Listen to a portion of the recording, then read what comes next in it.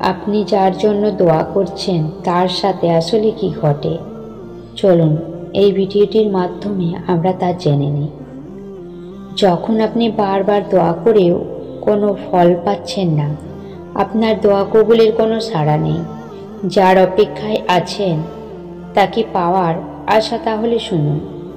যখন আল্লাহ আপনার থেকে কোনো কিছুকে অজানা রাখেন, তাহলে এটা ভাববেন না যে আপনি সেই নিয়ামত থেকে বঞ্চিত হচ্ছেন অথবা আপনার হাতে কিছুই আসেনি। মানুষের জ্ঞান এতই কম যে সে এটা জানতেই পারে না যে তার জীবনের অন্ধকারে কে লুকিয়ে আছে। আল্লাহ আমাদের বলেন যে তোমার এমন কি হয়ে গেল যে তুমি আল্লাহর উপর তাওয়াক্কুল করো না। এটা মনে রাখবেন, সকল চাওয়া পাওয়ার চাবিকাঠি আল্লাহর কাছে। যদি আজ কোনো জিনিস না পাওয়ার ভয় আপনাকে অস্থির করে আর আপনার মনে হয় আপনার দোয়ার কোনো আশা হচ্ছে না, তাহলে শুনুন, হাদিসে এসেছে যারা আল্লাহর কাছে এমন দোয়া করে যার মধ্যে কোনো গুনাহ বা সম্পর্ক ছিন্নকারীর কোনো ইচ্ছা না থাকে, তাহলে হয়তো সে যা চায় তা দিয়ে দেন, অথবা সে দোয়ার বরাবর কোনো বিপদ দূর করে দেন। জানেন কি দোয়ার রাস্তায় কেন বাধা আসে? ওয়াসিফ আলী ওয়াসিফ বলেছেন, তুমি কখনো কারো জীবনে সেই ভুল হয়ে যেও না যার বিনিময়ে তুমি নীরবতা ও বরদোয়া পাও।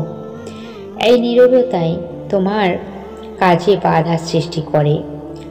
রাসূলুল্লাহ সাল্লাল্লাহু আলাইহি সাল্লাম বলেছেন যে যে ব্যক্তি চায় যে আল্লাহ তার চাওয়া পূরণ করে দিক, তাহলে সে যেন আল্লাহকে ভয় পায় ও ভালো কাজ করে।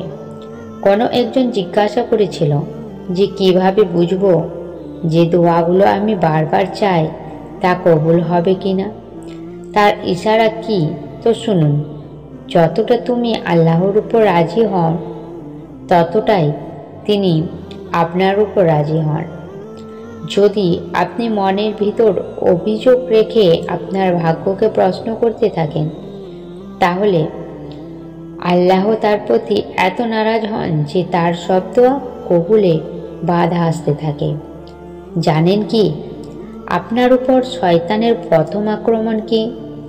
যদি আপনি আপনার ভাগ্যকে এরপর শয়তান আপনাকে অন্ধকারে নিয়ে যাবে। কোরআনে বলা আছে, যদি শয়তানের আভাস আপনি পান তাহলে আল্লাহর কাছে আশ্রয় চান। অবশ্যই আল্লাহ শোনেন এবং জানেন। এটা মনে রাখবেন, তিনি রহমান, আপনার জন্য রহিম। তিনি আপনাকে একা ছেড়ে দেননি আর ছাড়বেনও না। যদি আপনার মনে হয় যে কবুলিয়তের রাস্তা কঠিন হয়ে যাচ্ছে আর কিছু হাসিল করা মুশকিল হয়ে যাচ্ছে, তাহলে জেনে রাখুন যে এই মুশকিল সময় আল্লাহর তরফ থেকে ইশারা, যা আপনাকে সহজ পথে নিয়ে যেতে চাচ্ছে। জানেন কি যেসব জিনিস আজ আপনাকে সিজদা করাতে বাধ্য করছে, সেগুলো আল্লাহর তরফ থেকে পুরস্কার। সেই চাওয়া, সেই দোয়া আর সেই সম্পর্ক যার জন্য আপনি দোয়া করেন, সেটা আল্লাহর তরফ থেকে এই ইশারা যে তার বান্দা তার প্রতি বিশ্বাস বজায় রাখুক। আপনি হতাশ হবেন না, তিনি আপনাকে রাস্তা দেখাবেন।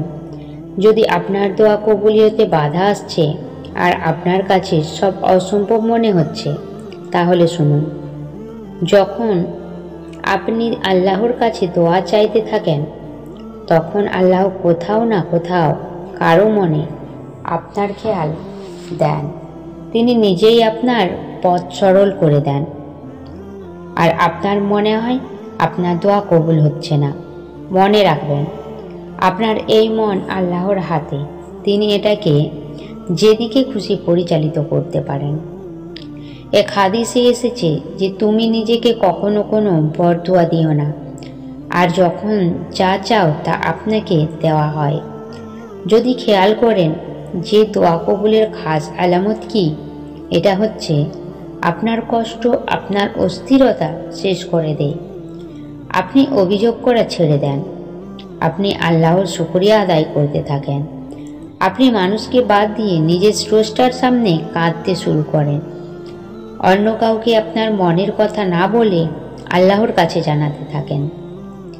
নেক কাজ আপনাকে সহজ লাগে এবং সেটায় শান্তি পান। গুনাহ থেকে বিরত থাকেন। আপনি নিজেকে ভাগ্যবান মনে করতে থাকেন। জেনে রাখুন, তখন শুধু আপনার দোয়া কবুল হয় না, বরং আপনার বারগায় আপনাকে কবুল করিয়ে নেন। দেখবেন একদিন আপনার কাছে সব থাকবে যেটা আপনি চেয়েছিলেন এবং অনেক সবর করেছেন, রাতের পর রাত জেগে কান্না করেছেন। ইনশাল্লাহ আল্লাহ খুব শীঘ্রই তা কবুল করে নেবেন। আল্লাহ তাআলা খুব শীঘ্রই আপনার দোয়ায় কুন বলে দেবেন। তিনি আপনার দোয়ায় কুন বলবেন ইনশাল্লাহ।